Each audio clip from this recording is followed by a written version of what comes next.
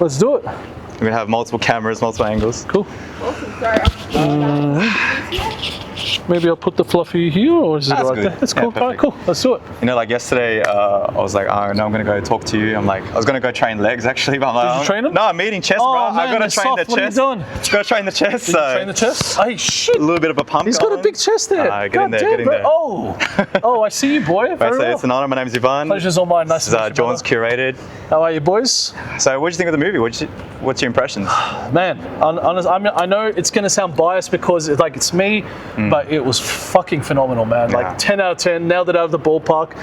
It encapsulated everything that I wanted to see in it and in its entirety, and it's it's a real authentic story, and honestly it couldn't have been done better. There's not one thing in watching the documentary that I can fault. It was beautiful, and seeing the reaction from the crowd and the people that watched it in the private screening was just solidified just how special of a documentary and a film that we have in our hands. So I couldn't be happier, to be honest. Watching it a second time, you saw different things and you got a different feel, and the big crowd as well. Yeah, so watching it the second time, I picked up things that I didn't pick up initially, and I found myself appreciating it a little bit more the second time, which I thought was really, really interesting. So I think it's going to be one of those that, you can watch one time, two times, three times. It just gets better and better every time you watch it because you pick up different lessons along the way. So that's something that I noticed myself. Something I noticed in the film as well was kind of like a theme of time. Like the clock was ticking down throughout the film, and ticking down to Thailand. And also you mentioned something about to learn these lessons and to grow as a human, you need time. And you feel like maybe your brother didn't get that time to get to that point. So what sort of lessons do you think men now can learn, from what he experienced in his life and your life since then? I think men that will watch the documentary can take the learning lessons of just understanding the journey of a man navigating themselves through life, and just to really respect just how fragile life is. And I think those are probably the most important lessons that people can take away. And I also think that it gives a good blueprint for men to kind of see, what is good to follow, because the good is just great, and it's so wholesome and it's so pure and genuine, and the not so good, I want people to look at it and just be wary and understand, just the dangers and implications of obviously living fast. And I hope it can at least get to the right people and influence them in a positive way. Yeah, and you're still kind of showing this message today throughout your work and the stuff that you do. You really try to promote health and men's health and living the right way. Yeah, because I was living that life with Az. We were living the life together. And I was doing the exact same thing as what he was doing.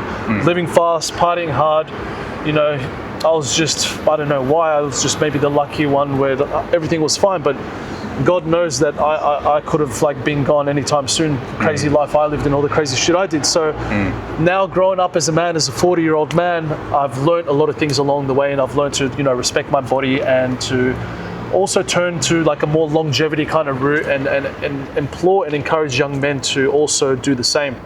And that's where I get my kicks and get my rocks off these days, by just kind of directing and helping men navigate life like that, and it just all comes through my own personal experiences, and that wouldn't have happened if I didn't go through what I went through. Exactly. Yeah. So, you grew up around Eastwood, Carlingford, Yeah. kind of in the northwest. oh yes, Good place to grow Northwest, not the west, Not the just the Northwest. west. I know I heard the west, and I was like, yes. not That the was one of the things I was telling my missus. They said I grew up in the Western Sydney. No, I didn't. I grew up in northern Sydney. You'd call it, really, to be Yeah. honest. Carlingford, Eastwood. It's definitely not Western Sydney. Yeah, a couple of I nice don't sound selective like I'm schools from out Western there. Sydney. It's a nice school, nice area. Nice area, yeah. Beautiful Actually, area. my sister's a teacher at Maris in Eastwood. Oh yeah. Around there now, and she tells me that even to this day, They mention the names. they mention Zyzz all the time. Zyzz Yeah, and you it's guys, crazy. and they kind of glorify them a little bit. So yeah, I know you said that back in the day, maybe you didn't have the best time growing up in school sometimes, and it must be a weird feeling of kind of this irony to see how it Dude, is. I now. call it poetic justice. Right. You know what I mean? I got bullied in high school just as much as Az got bullied in high school, if not even more. You know what I mean? I had to work super, super hard to kind of pull myself out of that shell of being awkward and shy, and you know what I mean? And all those kids in high school that bullied me now message me and congratulate me on where I am in life, and Yeah. and how proud they are of me and of my brother and what I've achieved. And these are the same guys that were bullying me and belittling me when I was like 15, 16 years old. So it's just like a full circle. And now they're going to watch me and my brother on Stan, and they're messaging me, asking me for diet advice. And, you know, I always remain humble about it all, because at the end of the day, we're just kids and it is what it is. And like, you know what I mean? I'm a different man, and I'm here to help and inspire men. So yeah, it must feel good. It feels good, but it just feels like my life is just a Truman Show, to be honest. It's crazy. I can't explain it. So what was it like growing up in Eastwood, and how do you think that kind of shaped you into who you are? Dude, In Carlingford as well. Growing up Eastwood, Carlingford, you know, we were, as you probably already know, I was around a lot of like Asian people, a lot of Chinese people. So we grew up around there, and we were really kind of separated from like the Western Sydney vibe. I think that made us grow up to be a little bit, I don't know, a little bit more well-spoken, a little bit more articulate. No shade at Western Sydney, but obviously there's just a different lifestyle to growing up in like poorer like suburbs compared to like one of the more prestigious suburbs. So I think that kind of grounded us. Different cultures mixing together as well. It kept us out of trouble. Exactly, yeah. We blended with different cultures instead of just being segregated into one culture if we were in Bankstown or if we were in like Mount Druitt. So we had that chance of like diversifying with different cultures. And yeah, it was very quiet around there. Eastwood and Carlingford was super quiet, very family friendly. So we just grew up in a really nice area. And I was very grateful for my upbringing. What was the sort of like fashion that you guys were wearing at the time in your peak? What are the kind of things? I mean, dude, I still wear like I'm in 2010, brother. I still dress the same. Like, but that back then, are you talking about like what, early teen years or more like early 20s? Yeah, early kind of like 19, 20, 22. I mean, dude, the fashion was really different. I would wear like rock star belts with studded like little studs on the belts, and the Vans checkered fucking chest shoes, skinny leg jeans, which I'm still wearing. I was gonna say, is there anything you'd want to bring back, you know, from that time? Color. Color, all man. Black today? Yeah, but because everyone else was black, you know, like I wanted to wear like, you know, like I used to wear like color, light blue, like baby pinks, red, like, you know, like color, man. Hairstyle. You want that blonde back a little bit, or maybe not the blonde, but I've got a more modern version of the hairstyle that I had back then, just a little bit shorter, but still a little bit like animated. So I like it, man, and I've kind of kept that part of my identity. You know what I mean? So I'm happy. I've just kind of miss the old trends, but you know, we all got to evolve somehow. But I keep a bit of my originality, as you can see. Okay, a little bit of old, a little bit of the new, kind of. A little bit of that, yeah, a bit of both. A little from column A, a little from column B, brother. Yeah. And you guys went to a lot of raves back in the day as well. I mean, of course. Yeah, of course, yeah. Of course. Anything you miss about rave culture or that time? Not at all. Not at all? No. Fair enough. I've grown out of that stuff now, but it was fun while it lasted. Yeah. Definitely shaped me and my life as I truly well know it to be what it is right now. But I'm glad that part of my life is over. I lived it. I enjoyed it.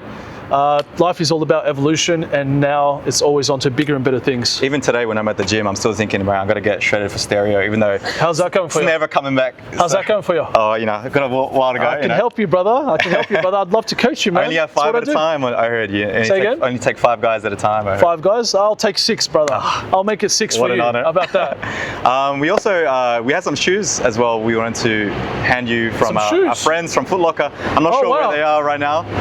Over there. Maybe I'll go grab them real quick. I'm getting a pair of shoes, guys. How cool. Oh, wow. Whoa. Let's see if they know my style, guys. Yeah, I don't know. I do like Nike, so.